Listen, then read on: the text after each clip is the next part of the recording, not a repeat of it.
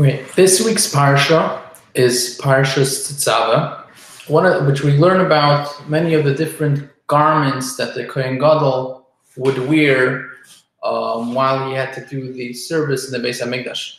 One of the things that he used to have to wear was there was teeny bells that he had to wear that were on bottom of this garment, and it actually says in the pasuk that every time he would walk in, he would have to have these bells, and if he would not have the bells when he came on the hem of his garment, he would be chayiv misa. And it says that he should have those bells, and in order that he shall not die when he goes and does the avodah. And the question is, what's so special about the bells? Although it says it about other garments also, but it specifies the bells specifically, that without them he can't go do the avodah. And Chassidus, it explains that the bells signify a Jew who's relatively spiritually far away from holiness, from godliness. It's just like when we have, for example, a pushka, right? So if the pushka is full with coins or dollar bills, whatever it's full with, depends on where you are, it doesn't make a lot of noise. What makes a lot of noise? When it's empty, there's 2 coins in there, and then you jingle it around, and it makes a big noise, and it disturbs everybody, right? So the same thing regarding a person. There's a person, if he's full with Torah and mitzvahs, and he's serving God in a humble fashion, so and humility, it's represented in quietly. He's represented in something that's quiet. But somebody that's very distant, for example, let's say somebody who's drowning, he's very far away, he's completely alienated. He starts screaming and hollering and flapping around and making a lot of noise. The same thing as you have people that come into a room and everybody knows that they're there. There's people that are filled with ego, with gaiva. So again, the bells represent this person who's sort of empty. He's an empty can. There's just 1 or 2 coins jingling around, making a lot of noise. He's the guy who's flailing around. He's very distant from godliness. That's what the bells represent. And that's why the mitzvah is that the Kohen Gadol, when he's going to do the avodah in the Beis HaMikdash, in the Mishkan, he has to have those bells. They may be at the bottom of his hem, but he has to go in with those bells, because he has to know that when he's going into the Mishkan, into the Beis HaMikdash, he's not only serving and representing the mind and the greatest people of the Jewish people, but even the people that are symbolized by the bells, he's also representing, and therefore he has to go in with the bells. And without the bells, he can't go in, or else he's chayiv misa. He's deserving the death penalty, because he's not representing every single Jew, even the Jew who's far away. That's with regards to the vert.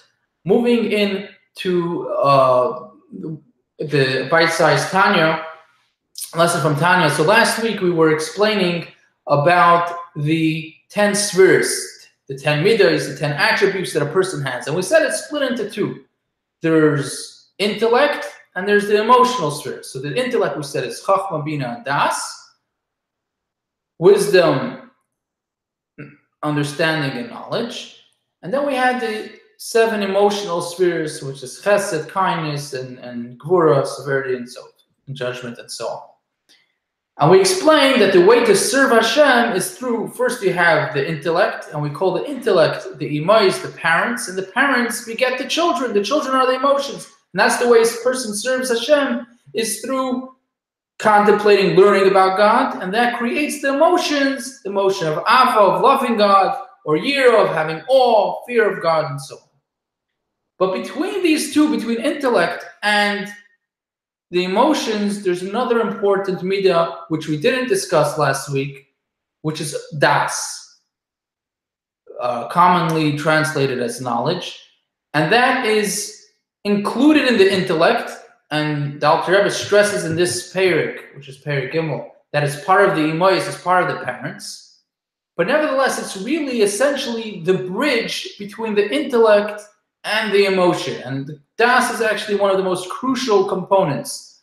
As we said, through Chachma and Bina, so a person contemplates, he learns about God, and he contemplates, and he understands it. That's Bina. He really understands it.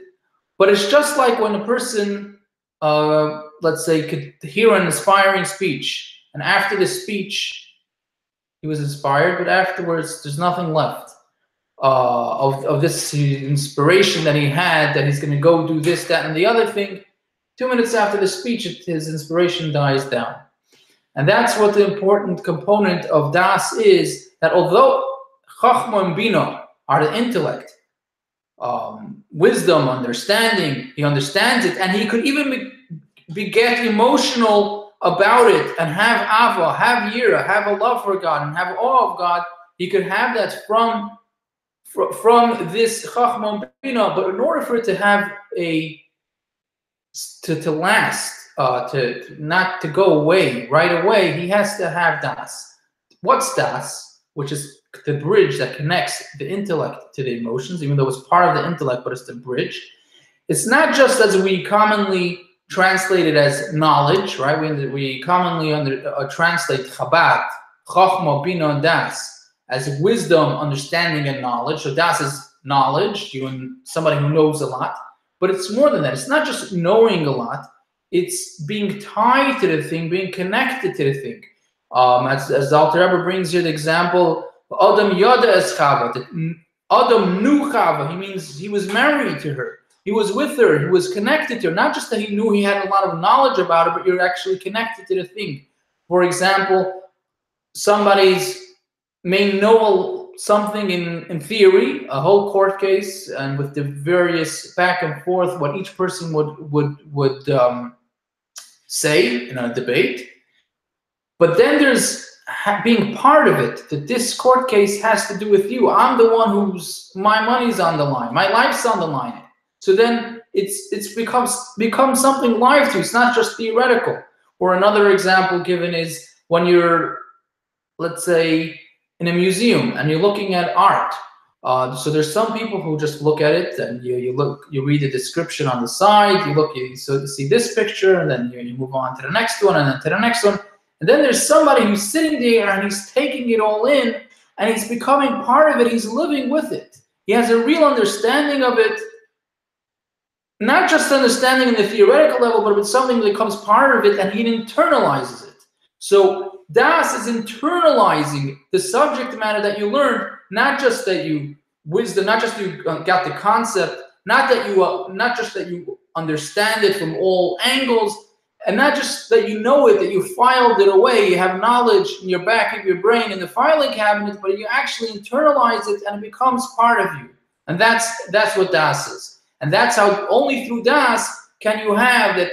After you davened or after you heard this inspiring speech, does that thing continue to resonate and continue to have an impact in what you will do in your day-to-day life, not just for the next moment, but even later on, that this Ava, this year, this love for God, this fear for God will last for forever, continue to last. Now a short part on halacha. So this is actually a common question that comes up every once in a while that people ask. Let's say it's Shabbos and you realize there's a light that was supposed to be on or a light that's supposed to be off. And you have little kids in the house. Can you get one of your kids to turn on or turn off the light? So first of all, there's a general rule that a kid who's already the age of chinuch, the age of education, 5, 6 years old, 7 years, depending on the child. So it's hard to give an exact age, but it's around there. He can't do anything. He already obligated in the mitzvah of chinuch, and he can't do anything. You can't ask him to do anything. He's not allowed to do anything. Even a younger child, let's say a 3-year-old or 2-3-year-old, even if they don't understand the mitzvahs yet, so they're not necessarily, they're not 5, 6 years old, they're 2, 3 years old. They're not obligated in the mitzvah of chinuch You're not obligated in the mitzvah of educating them in all the mitzvahs, but nevertheless, you are still at that age already obligated in mitzvahs loisasa. Meaning, if they can understand that you tell them not to do something, they don't have to understand that it's because it's Shabbos, it's Yom Tif, and you're not allowed to do it, and so on and so forth.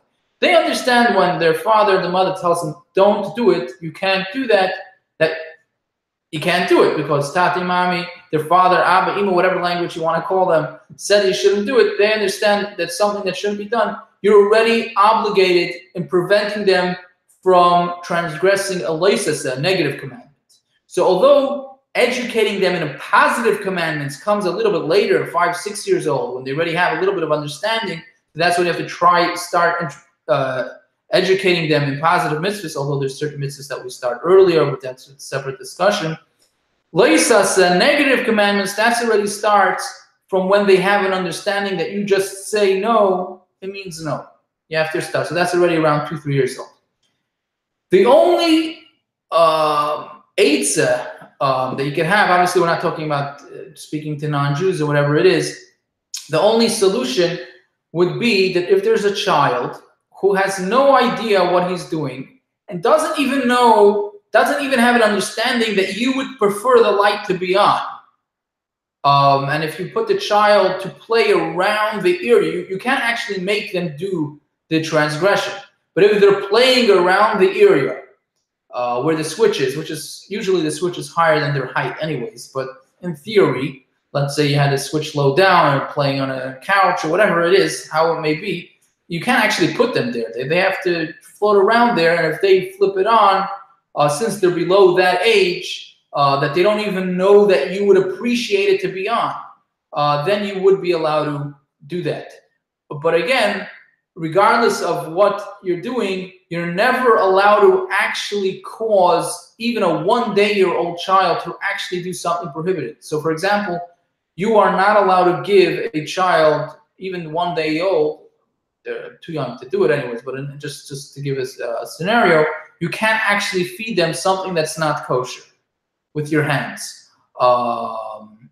Or you can't actually make them do something that's prohibited to be done on Shabbos. Even if they're younger than the age of even understanding anything, to actually with your hands is called Sophia. In other words, to do it with your hands, it's midiraisa. It's actually biblically prohibited to cause the child even younger than anything, younger than any understanding, to do something prohibited. So again, the only solution would be a child. You let them do it on their own, but they have no understanding even that you prefer for this action to be done. So just to recap, we said the vert was that the reason the Kohen Gadol had to go in with the bells, and without them he would be chayav misas, because the bells represent a Jew who's just like an empty tin can, an empty pushka with just 1 or 2 things jingling around inside. It makes a lot of noise, but it's really empty. There's nothing to him. The same thing as the Jew that doesn't really have anything. He's just flailing around. But even him, the Kohen Gadol, the high priest, would represent when he would go into the Kodesh, into the Beis Hamikdash or into the Mishkan to do the service before Hashem. He represented the Jews, not only the higher Jews full of mitzvahs, but even this Jew who's just seemingly empty, making a lot of noise. He also represented that Jew. Then we said the vert. We said that there's from Tanya. We said that there's chachma, bina, and das, and then there's the midas, the emotions. And we said that although there's chachma, bina are called the parents, and the midas, the emotions, are called the children, nevertheless, there's a crucial bridge between the intellect and the emotions. In order for the emotions that's born from this intellect, for it to have a lasting effect, you need das, which is the bridge. It's part of intellect, but it's the bridge between, it's called, also sometimes called the kesher, it's called the tie. It's what the bridge between the intellect and the emotions, which means that it's not enough to just to know something. It's not enough to understand it, even though you might be, that in itself could cause the person to be inspired. But in order for it to become part of you, you have to internalize it and you have to live with it. You have to connect to the matter, think it over a couple of times, think over it a number of times until it becomes part of you. And then whatever ava, whatever year that will be born from that will have lasting impact, which is incidentally why we have, by Chassidim, they learn Chassidus before davening. The point of learning Chassidus before davening is not just the learning of Chassidus, but it's actually that after you learn Chassidus, you should think over what you learned, which is das. That you think it over and internalize it. The only thing is that you can't internalize something that you didn't learn. So you first, or you don't know. So you first have to learn the Chassidus in order to internalize this message that you learned right before davening, internalize it and daven with it. And then we said the short halacha, which is that you cannot have a child turn off a light, even though the child's under bar mitzvah. As we said, that although the age of chinuch, of educating for positive mitzvahs, is around 5 and 6, but the truth is for loisasa, for negative, it's already 2-3 years old when the child understands already that just when you tell them no, you can't do something, even if they don't understand why, already at that point, you're obligated not to let them do a negative mitzvah.